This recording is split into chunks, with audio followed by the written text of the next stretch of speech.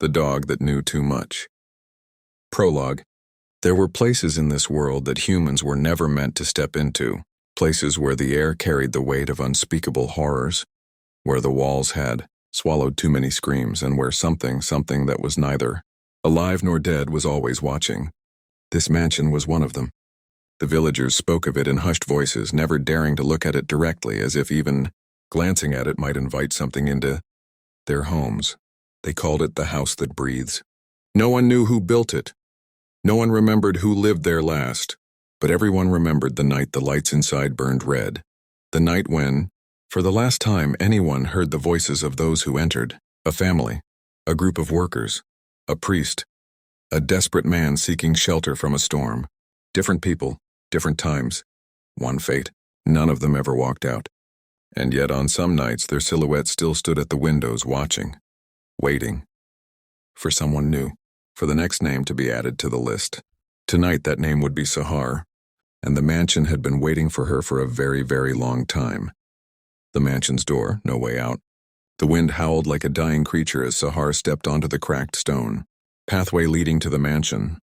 The trees lining the driveway stood unnaturally still, their twisted branches frozen in grotesque shapes. There was no movement, no rustling of leaves, just silence. A silence so dense it felt alive. Tiger, her faithful dog, walked beside her, his ears pinned back, his tail low. He was alert, uneasy. He had never acted like this before.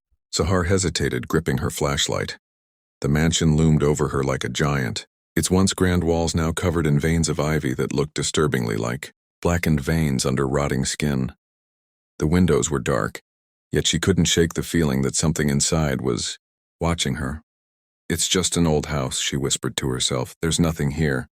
But the moment her fingers brushed against the doorknob, a strange sensation crawled up her spine. The handle was warm, like it had just been touched by someone else. A whisper slithered through the air, too faint to understand, too real to ignore. Tiger growled. His fur bristled, his body stiffened as if he saw something she couldn't. Sahar took a deep breath and pushed the door open. It groaned loudly, like something protesting her entry. As soon as she stepped inside, the air changed. The damp scent of decay hit her like a wave, thick with something metallic, something like blood. Behind her, the heavy door slammed shut. She whirled around, heart hammering. The door was gone. No knob, no hinges, no way out. Just a solid, lifeless wall where the exit should have been. This isn't possible. She pressed her hands against the wall, her breaths turning shallow. Tiger whimpered. He was staring into the hallway ahead, his gaze fixed on something in the shadows. Sahar turned her flashlight towards the corridor. The beam flickered. And then she saw them. Faint, barely visible at first. But as her eyes adjusted, the figures became clearer. Silhouettes. Dozens of them. Standing at the far end of the hallway. Motionless. Watching. Not people, not ghosts. Something else. Then all at once, they took a step forward. Sahar's breath hitched as the silhouettes moved. Not gliding like ghosts, not walking like humans. Jerking forward in unnatural broken motions like puppets with tangled strings.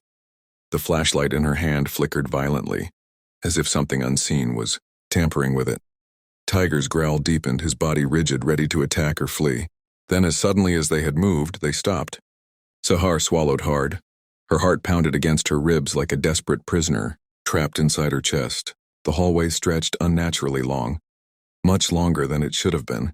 The walls, covered in old peeling wallpaper, seemed to pulse as if they were breathing. She took a slow step forward. The wooden floor beneath her creaked, and the sound echoed through the empty mansion. She raised the flashlight towards the nearest wall, and froze. There were scratches. Deep claw-like grooves, as if someone had been dragged along the walls, struggling to hold on. Her stomach churned. Some marks had fingernails embedded in them. Dried blood smeared the walls in long, streaky handprints. Sahar exhaled sharply. She turned, intending to run, but her feet stuck to the floor as if the house itself was holding her in place. That's when she noticed something worse. The walls weren't just scratched. They had words. Words written in blood, carved deep into the wood. Some old, some fresh. She stepped closer, hesitantly tracing the dried letters with her fingertips. "Justice is buried here. The house won't let you go. He's still inside." And then, right at eye level, written in wet, glistening blood, was a message that hadn't been there moments ago. You should not have come, Sahar. She stumbled back, a choked scream stuck in her throat. Behind her, Tiger let out a sharp, panicked bark. Then something tapped her shoulder. A slow, deliberate touch, cold, clammy, like fingers without flesh. Sahar spun around, her flashlight swinging wildly. No one was there. But the air was different now. Thick, suffocating, pulsing with something unseen, something ancient. A sound, no, a whisper, coiled around her like smoke. A voice that wasn't hers. You're not alone. And then the walls screamed. The walls didn't just scream, they shrieked. A chorus of tortured voices that clawed at Sahar's ears, forcing her to press her hands over them. It wasn't just sound. It was pain. Echoes of agony that had been trapped in this house for years, maybe centuries. Tiger barked furiously. His body pressed against Sahar's leg, his eyes locked onto the darkness ahead. The floor trembled beneath them. Then silence. The screams died so suddenly that the absence of sound was even more terrifying. Sahar's breath came in sharp gasps. She turned her flashlight toward the hallway again, scanning for movement. The shadows didn't shift this time, they were waiting. She needed to find a way out. Spotting a half-open door at the end of the hallway, she forced herself to move. Each step felt heavier, as if the house itself was pushing back against her. With trembling fingers, she nudged the door wider and stepped inside. A study, or at least it used to be one. Dust-covered bookshelves lined the walls, their contents long forgotten. A wooden desk sat in the center of the room, covered in old papers brittle with time. The air smelled of damp wood, ink, and something metallic. Then she saw them. The masks. Dozens of them lying on the desk and hanging from the walls. Not porcelain, not wood. Flesh, hardened, dried human faces stretched and twisted into grotesque expressions. Fear, rage, agony. Some had their mouths open as if they had died mid-scream. Sahar's stomach churned. She stumbled backward, knocking over an old oil lamp. It crashed to the ground with a dull thud. And then, footsteps. Soft at first, then closer, approaching. She whirled around, her flashlight shaking as she aimed it at the doorway. No one was there. Then, bang! The door slammed shut behind her. Her heartbeat thundered in her chest. She grabbed the doorknob, twisted it, locked. A low, guttural laugh filled the room. You see them now, don't you? Sahar's breath caught in her throat. The voice was right behind her. Slowly, terribly slowly, she turned. The masks were no longer still. They were moving. Their mouths stretched open wider. Some whispered, some moaned, some giggled. But one was staring directly at her. Not a mask, not a face. A man. Tall. Gaunt. Skin stretched tightly over his bones. His hollow eyes burned with something inhuman. He was wearing a mask made of stitched-together flesh, and he was smiling. You've come so far, he murmured, his voice like rusted metal scraping together. But you shouldn't have looked. Sahar's flashlight flickered. The man moved. And then everything went dark. Darkness swallowed everything. Sahar couldn't see, she couldn't breathe. The air was thick, too thick, like she was trapped underwater. The weight of the shadows pressed against her chest, squeezing the life out of her. Then a sound. Not footsteps, not whispers. Scraping, something sharp dragging across the floor, inching closer. Sahar's pulse pounded in her ears. She gripped her flashlight, shaking, and pressed the button. The beam flickered weakly, barely enough to cut through the pitch-black void. And then she saw him. The man with the mask. No, the man with too many masks. He was closer now, his head tilted unnaturally to one side as if his neck had been broken and never healed properly. His skin looked wrong, stitched together in places, different tones, different textures, as if it didn't all belong to him. Because it didn't. Sahar's stomach churned. He took another step forward, dragging something behind him. A bag. No, a body. A fresh one. Sahar stumbled back, her foot knocking against something hard. She glanced down. An old crumpled newspaper lay at her feet, its edges yellowed with age. She barely needed to read the headline. She already knew. Mansion horror. 15 workers found dead, killer never caught. Her breath hitched. This mansion belonged to the murderer, or was he the victim? She looked up. He was gone. The air turned icy cold. Behind her, Tiger let out a low whimper. Something wasn't right. The room felt smaller. The walls were closer. They weren't just pulsing anymore. They were moving. Sahar turned, her breath catching as she saw faces, hundreds of them pressing against the wallpaper, their twisted expressions pushing outward, their mouths stretching open in silent screams. Trapped. They weren't just victims. They were still here. A deep, inhuman voice rumbled through the room. Blood will answer. The door burst open on its own, revealing the hallway again, but it was different now. The walls were bleeding. Thick, black-red liquid oozed from the ceiling, dripping down the wooden floorboards, pooling around Sahar's feet. A low chuckle echoed through the air. Not the masked man, not the voices in the walls. Something older, something beneath the house. And then, a hand shot out of the floor, grasping at her ankle. Sahar screamed. Tiger lunged, snarling, sinking his teeth into the decayed, clawed fingers. The grip loosened just enough for Sahar to stumble back, kicking herself free. The floor split open. A black void stretched beneath, writhing with hands, with faces, with things that should not exist. And they were reaching for her. The house has chosen, the voice whispered. Sahar knew in that moment that if she fell in, if they pulled her under, she wouldn't die. She would become one of them. Forever. There was only one choice. She had to run. Sahar bolted. The hallway twisted, stretching impossibly long before snapping back to its original shape, as if the house itself was deciding which way to let her go. The blood-soaked floorboards groaned beneath her feet, sticky and shifting, trying to hold her back. Tiger ran beside her, his fur bristling, his body tense. He barked wildly at what she didn't know. There was too much. Too many shadows.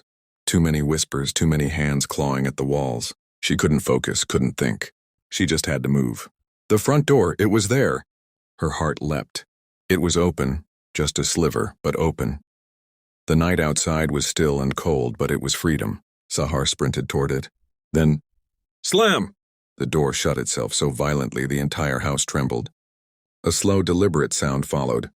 Footsteps, coming from the darkness behind her. Sahar's body froze. She didn't want to turn around. She knew what she would see. Him, the man with the masks. His breathing was deep, ragged, his voice low and playful. You really thought you could leave? Sahar's fingers dug into the wood of the door. It wouldn't budge. The house wasn't letting her go. She turned her head slightly, just enough to catch a glimpse. And she wished she hadn't. He was closer than before. Too close. His mask, stitched together from the faces of the forgotten, was now slightly tilted, revealing something underneath. Another face. His real one. Or what was left of it. Pale, hollow, torn.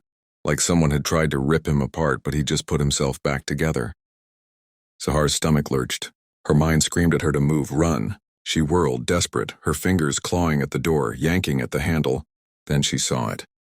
The key, hanging from a rusted nail beside the door. A trap? Maybe, but she didn't have a choice. She lunged for it. Her fingers barely brushed the metal when a hand wrapped around her wrist. Ice cold, wrong. The masked man whispered into her ear. You're part of the house now. The walls screamed. The floor split open beneath her feet. And this time it didn't let her go. Sahar fell, not onto the floor, not into another room. She plunged downward into something endless, something alive. The air around her turned heavy, thick like tar, pulling her deeper and deeper. She couldn't see, couldn't breathe. Just a void swallowing her whole. Tiger's frantic barking echoed above. She reached out, but her hands met nothing but darkness. Then hands grabbed her. From every direction. Some were cold and rotting, others burned like fire. Fingers wrapped around her arms, her legs, her face, pulling, clawing, tearing. And then she stopped falling. The darkness spat her out. She hit the ground hard, the impact sending a sharp pain through her ribs. She gasped for air, coughing as her vision swam. Where was she? The room was wrong. Massive, endless. Its walls pulsed, covered in flesh, stitched together like the masks of the man. Upstairs. Faces. Hundreds of them. Pressed against the living walls, their mouths murmuring, whispering in agony. Some sobbed. Some begged for death. A horrible realization crawled over Sahar's skin. They weren't dead. They were trapped. This house doesn't just kill people, it keeps them.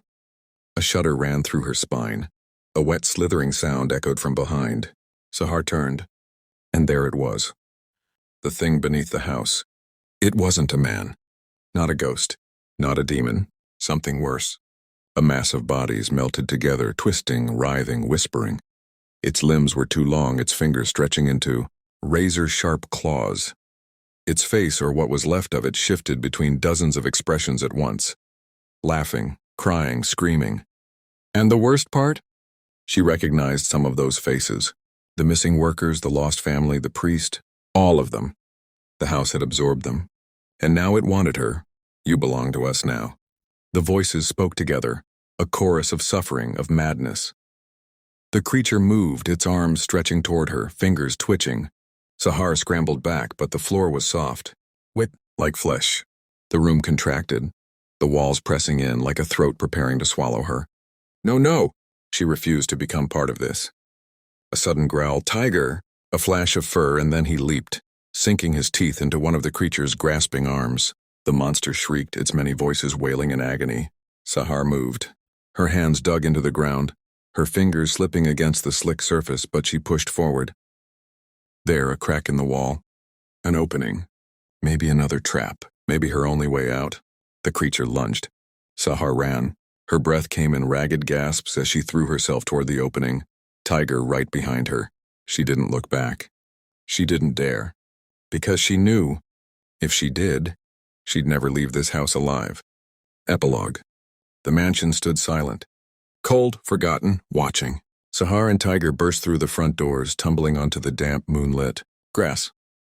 The night air was sharp against her sweat-soaked skin, her breath coming in. Frantic gasps, she clutched the earth beneath her, as if to confirm it was real. The mansion behind her loomed quietly, as if nothing had happened. As if it hadn't just tried to consume her. She turned, heart hammering. The windows were dark, the blood-streaked walls she had seen inside, gone. The twisted faces in the wallpaper vanished. It was just a house again. An empty, decaying relic of the past. Sahar's chest tightened. No, it wasn't empty. The whispers were still there. Faint, hushed, waiting. She stumbled to her feet, her entire body aching. Tiger pressed against her leg, his ears low, his growl barely audible. He was still afraid. They needed to leave, now. But as Sahar took a step away, the front door creaked. Slowly, terribly, it began to close on its own. Not slamming. Not violently. Just softly, like the house was tucking itself back in. Like it was hiding. A shiver crawled down Sahar's spine. Then, a figure appeared in the window. Not the masked man. Not the creature from the basement. Someone else. A woman, pale, hollow-eyed, lips sewn shut. Sahar's breath caught. The woman raised a single finger to her mouth. A silent command. Shh! And then, she smiled. The door clicked shut, and the mansion slept again. Waiting. Watching. For the next one. Echoes of the damned. The winter night was eerily silent.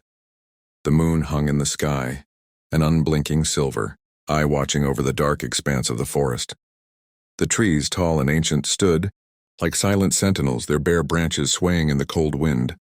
Somewhere in the distance an owl hooted, a lonely, haunting sound that only made the silence seem heavier. Faizan tightened his jacket as he sat beside the campfire. The flames crackled, casting flickering shadows on the faces of his three friends, Adil, Harris, and Jabran. The four of them had planned this trip for months, eager for adventure. The Black Forest was infamous, known for the terrifying stories the locals told, but that only made it more exciting. The town elders had warned them. Stay away from that cursed place. People who go in don't come out the same. If you hear whispers, run.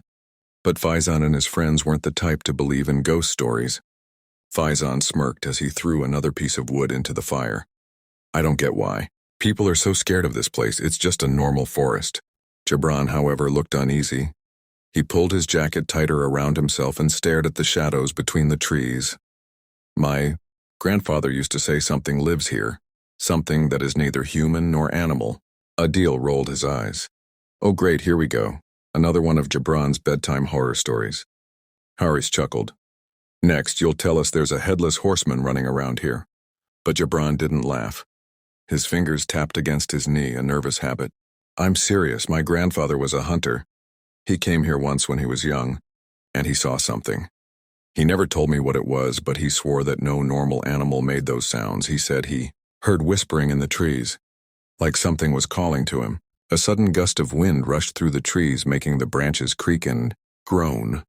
The fire flickered violently, casting strange shapes against the trunks. Then they heard it, a whisper. Soft, inhuman. "You shouldn't have come here." The voice came from the darkness. It was faint, almost like the wind, but unmistakably real. The laughter died instantly. Hari swallowed hard and flicked on his flashlight, pointing it toward the trees. The beam of light cut through the darkness, but nothing was there. Just the gnarled trunks of trees and the endless, suffocating blackness beyond. "Did you guys hear that?" Faizan asked, his voice barely above a whisper. No one answered. Adil forced a laugh, though it sounded shaky. "It's probably just the wind, or maybe a trick of the fire." But Jabran's face had gone pale, his hands clenched into fists. "No," he whispered. "It's real." For the first time that night, Faizan felt something strange. A heavy, unseen presence like the forest itself was watching them. The air was colder now, thick with an eerie stillness. Then from deep in the woods came another sound. Not a whisper. Footsteps. Slow, deliberate, crunching against the frost-covered leaves. And then, silence. The four friends exchanged nervous glances. Something was out there. Something was watching. A heavy silence fell over the camp. The crackling fire seemed distant, its warm glow unable to reach the cold fear that gripped the four friends. The footsteps had stopped, but the eerie feeling of being watched lingered like a shadow. Hari slowly turned his flashlight toward the trees, his hands trembling. The beam of light moved across the dark forest, illuminating the rough bark of ancient trunks and the frost-covered ground. Nothing moved. Then from behind them, a branch snapped. They spun around. At the edge of the trees, something was standing there. At first it looked like a man, but as the firelight flickered against its form, they saw the truth. Its body was twisted in unnatural ways, as if its bones had been broken and reassembled at odd angles. Its arms were too long, its legs bent backward, like a beast. And its face was just darkness. Then it moved. Not like a person, not like an animal. It crawled. Its limbs jerked as it scuttled toward them, its movements unnatural, insect-like. "Run!" Jabran screamed. The four of them bolted, their feet pounding against the frozen ground. The trees blurred past as they sprinted into the night, their breath coming in sharp, panicked gasps. But the thing was fast, too fast. Faizan risked a glance over his shoulder. It was right behind them. Its body flickered, twisting in and out of reality like a shadow refusing to stay solid. And then, just as suddenly as it had appeared, it was gone. The forest fell silent. The only sound was their ragged breathing. Hari's doubled over, hands on his knees. "What the hell was that?" Adil was shaking. That was not human. Jabran swallowed hard, his eyes darting around the trees. It disappeared like smoke. Faizan turned his flashlight toward the darkness, trying to steady his breathing. No, it didn't disappear. It's still here, watching. A chilling howl echoed through the trees. Low, hollow, not from a wolf, but something trying to sound like one. They turned toward the sound, and that's when Faizan saw it. Standing among the trees was a wolf. But it wasn't an ordinary wolf. Its eyes glowed white like cold fire. Its body was stitched together from different animals, its fur covered in strange ritualistic markings. Its mouth opened, but no growl came out. Instead, a whisper slithered through the air, a human whisper. "Leave this place, or become part of it." The forest seemed to breathe around them, the shadows twisting and curling like living things. Faizan knew in that moment that they had made a terrible mistake. This was no ordinary forest, and they were not alone. The first rays of dawn barely reached through the thick canopy of trees, casting a dull, eerie glow over the forest. Faizan, Adil, Haris, and Jabran had spent the rest of the night huddled together, too afraid to sleep, their ears straining for any sign of the whispering wolves or the shadow creature. As soon as the morning light appeared, Faizan made a decision. They needed to leave. Now. "We have to go," he said, his voice firm but shaky. "Something is wrong with this place. We shouldn't have come." The others nodded, their faces pale with exhaustion and fear. They quickly packed up, stuffing their sleeping bags into their backpacks, not even bothering to eat. The only thought on their minds was escape. But as they made their way back toward the car, they noticed something was wrong. The path looked different. The trees were closer together than they had been the night before. The air felt thicker, like the forest itself was pushing in on them. "We came this way, right?" Harris asked hesitantly. Adil frowned. "Yeah, but it feels—" Then they saw it. The ground ahead was littered with bones. Not just animal bones, human bones. Some were old, bleached white by time, others were fresh. Adil took a step back, his breath coming in short gasps. "What the hell?" Harris pointed at something. "Look, over there." A few feet ahead, a rusted car sat abandoned, its doors hanging open. Its windows shattered. Vines had grown through its frame, wrapping around the metal like the forest was consuming it. Jabran walked forward hesitantly, brushing dirt off the car's hood. The color was faded, but the logo was still visible. His voice cracked when he spoke. "This is the same car we came in." Silence. A cold dread settled over them. "That's not possible," Faizan whispered. "Our car is parked near the clearing. This one, it looks like it's been here for years." A sudden gust of wind blew through the trees. The whisper returned. "This forest is hungry." The voice came from all around them, wrapping around them like a cold breath against their necks. Then Jabran screamed. They turned to him, and what they saw made their blood run cold. His eyes had turned completely white. Thin wisps of smoke curled from his skin, like something inside him was burning. He fell to his knees, his body convulsing. "Jabran!" Faizan ran toward him, grabbing his shoulders. "What's happening to you?" Jabran lifted his head, and when he spoke, his voice was layered with the growls of 100 wolves. "This forest belongs to me now." Then his lips curled into a twisted smile, revealing sharp wolf-like fangs. Faizan stumbled back in horror. Adil and Harris were frozen, their faces pale with terror. The wind howled, the trees seemed to shift, and suddenly the forest was alive. Dark shapes moved between the trees. Glowing white eyes appeared everywhere. They were surrounded. Faizan barely had time to register what was happening before the world went black. Years passed. The black forest remained untouched, its towering trees whispering secrets to the wind, its shadows stretching hungrily across the earth. The stories never stopped. If anything, they grew worse. More people had gone missing. Some claimed to hear voices when they stood near the forest's edge. Others swore they saw strange figures in the darkness, their glowing white eyes watching.